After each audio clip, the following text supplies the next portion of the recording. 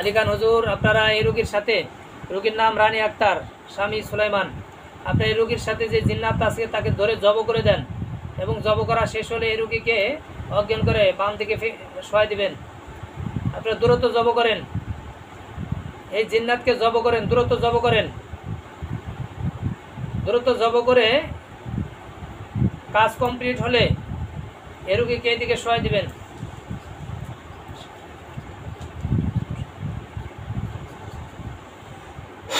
ইনশাআল্লাহ।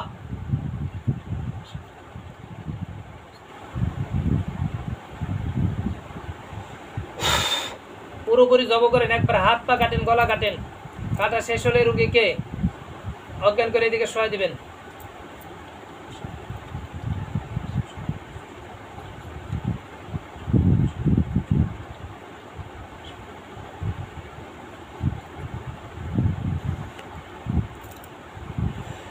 অজ্ঞান করে ফেলে দেন।